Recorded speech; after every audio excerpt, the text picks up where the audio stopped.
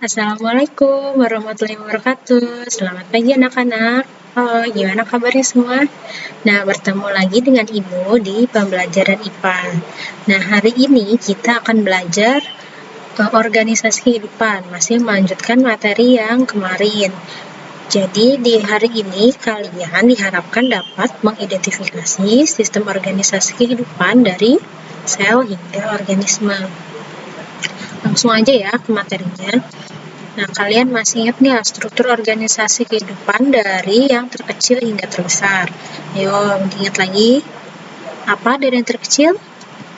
Ya, yang pertama itu sel, kemudian jaringan, kemudian organ,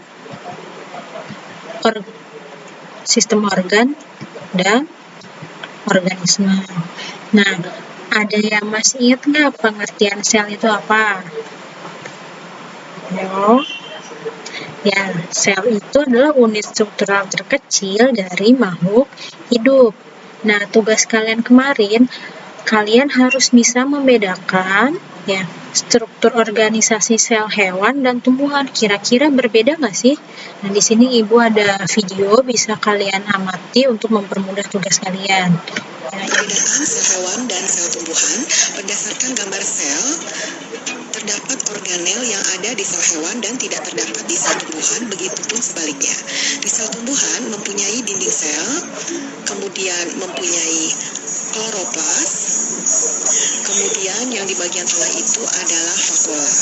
Jadi kloroplas, vakuola, dan dinding sel dimiliki oleh sel tumbuhan, tidak di sel hewan. Kemudian kalau di sel hewan mempunyai lisosom dan sentriol yang tidak dimiliki oleh sel tumbuhan. Sel tumbuhan, kita bahas ya organel selnya dan fungsinya. Yang pertama adalah kloroplas, itu yang berwarna hijau, itu adalah tempat terjadinya fotosintesis. Kemudian yang di tengah, yang besar itu seperti rongga, itu adalah vakuola, tempat penyimpanan cadangan makanan. Kemudian yang berwarna kuning itu adalah membran plasma sebagai transportasi sel. Dan yang warna hijau paling luar itu adalah dinding sel sebagai pelindung pembatas sel satu dengan yang lain. Sedangkan yang titik-titik itu adalah ribosom, tempat terjadinya sintesis protein. Dan yang bulat ungu itu adalah nukleus, mengatur seluruh aktivitas sel. Yang warnanya rada coklat itu adalah mitokondria, tempat respirasi sel. Nah, yang coklat seperti melingkar-lingkar itu adalah badan Golgi untuk sekresi sel.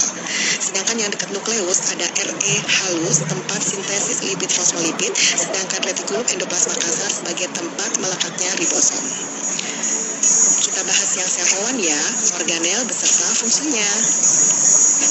Yang pertama, itu yang bulat di tengah, itu adalah nukleus, mengatur seluruh aktivitas sel. Selanjutnya ada aparatus Golgi, yang berwarna merah itu untuk sekresi sel. Kemudian yang berwarna hitam itu sentriol atau sentrosom, fungsinya untuk pembelahan sel. Sedangkan yang bulat merah itu adalah lisosom, fungsinya untuk pencernaan intraseluler, menghasilkan enzim hidrolitik sehingga bisa untuk memecahkan dirinya sendiri. Nah, yang cairan itu namanya sitoplasma, kita sebut sebagai cairan plasma. Ada yang berwarna biru, itu adalah mitokondria, tempat terjadinya respirasi sel. Kemudian ada yang titik-titik, itu adalah ribosom, tempat terjadinya sintesis protein.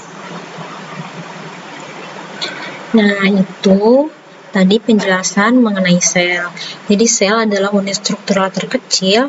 Nah, di dalamnya itu terdiri dari organel-organel. Nah, kalian harus pahami fungsi masing-masing organelnya. Dan kalian cari perbedaannya sel hewan dan sel tumbuhan itu apa saja perbedaannya. Nah, kembali lagi ke yang tadi ya. Jadi kalian udah mengetahui pengertian sel. Selanjutnya itu jaringan. Jadi apa sih pengertian jaringan? Berbeda. Nah, jaringan. Jadi jaringan adalah kumpulan sel yang memiliki bentuk dan fungsi yang sama. Jadi sel yang memiliki bentuk dan fungsi yang sama itu menyatu membentuk jaringan.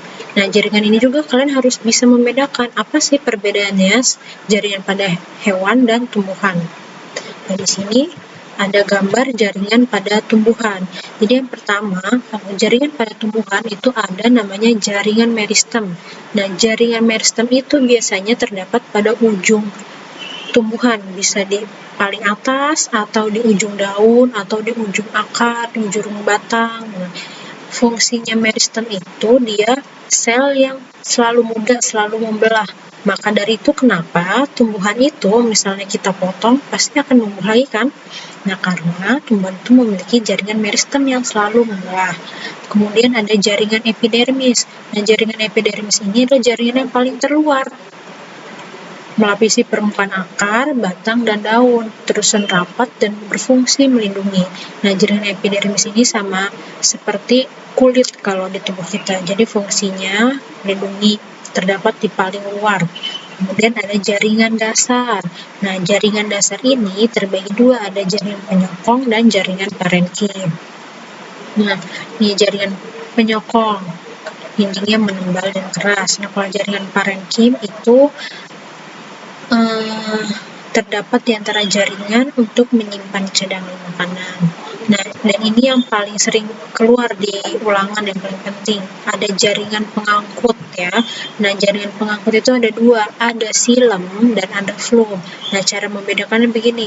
Kalau phloem, huruf awalnya apa? F. Berarti phloem mengangkut hasil fotosintesis. Mengangkut hasil fotosintesis. Karena fotosintesis terjadi di daun, jadi mengangkut hasil fotosintesis dari daun ke seluruh tumbuhan. Nah, kalau xilem mengangkut air dan unsur hara. Nah, tumbuhan dapat air dari mana? Dari bawah kan, dari tanah, dari akar. Berarti xilem mengangkut air dan unsur hara dari akar ke seluruh tubuh tumbuhan. Di phloem mengangkut hasil fotosintesis dari daun ke seluruh tubuh tumbuhan, dan kalau xilem mengangkut air dan unsur hara dari akar ke seluruh tubuh tumbuhan. Nah, jadi perbedaannya itu ya. Nah, selanjutnya ada jaringan pada hewan. Nah, jaringan pada hewan itu ada 5. Ada jaringan epitel, otot, syaraf, ikat, dan jaringan penyokong. Ini contoh gambarnya. Ada jaringan epitel, jaringan otot, syaraf, ikat. Nah, kalau jaringan epitel itu biasanya jaringan yang ada di kulit, bisa di kulit tubuh, di kulit permukaan jantung, usus, lambung, biasanya di permukaan tubuh. Kemudian ada jaringan otot. Otot itu ada otot lurik, otot jantung, otot polos, syaraf, kemudian tersangka syaraf, jaringan ikat, jaringan yang menghubungkan bagian tubuh dengan bagian tubuh lainnya. Terus yang terakhir ada jaringan penyokong yang berfungsi memberi bentuk tubuh. Biasanya terdapat di tulang rawan dan tulang keras. Nah, kita udah mengetahui pengertian dari sel, jaringan, dan sekarang organ. Apa itu organ? Kalian bisa nggak nyebutin salah satu contoh organ di tubuh kita? Telinga organ bukan? Tangan organ bukan? Nah, ya jadi organ itu adalah kumpulan dari beberapa jaringan yang melaksanakan fungsi tertentu. Jadi jaringan-jaringan yang memiliki fungsi tertentu itu membentuk organ. Nah, ini organ pada tumbuhan, yaitu ada daun, bunga, buah, batang, dan akar. Nah, itu adalah organ dari tumbuhan. Nah, kalau organ dari hewan, sama seperti manusia ya, ada otak, telinga, hidung, kemudian bagian dalam ada jantung, paru-paru, lambung. Nah, itu adalah organ dari hewan atau manusia. Nah, sekarang coba kalian cari tahu apa sih fungsi dari masing-masing organ ini. Misalnya di organ tumbuhan daun, fungsinya apa? Bunga, fungsinya apa? Kalau misalnya di hewan atau di manusia, hidung itu fungsinya apa? Nah, coba kalian baca di buku paket atau di internet untuk mencari tahu fungsi dari organ masing-masing ya. Nah, ini tugas untuk video presentasi yang Ibu umumkan minggu kemarin, nah dikumpulkan minggu depan hari Rabu ya, kan kita pelajaran hari Kamis. Nah ini kumpulin hari Rabunya, tanggal 27 Januari jam 9 malam, oke? Insya Allah minggu depan kita Google Meet, insya Allah ya, jika memungkinkan. Nah, sekian dulu untuk materi hari ini. Jadi kita udah belajar tentang sel, jaringan, dan organ. Nah, selanjutnya kalian buka WA dan Classroom untuk pembahasan selanjutnya ya. Dan jika ada pertanyaan, boleh tanyakan langsung ke Ibu di grup atau di WA. Sekian dari Ibu. Wassalamualaikum warahmatullahi wabarakatuh.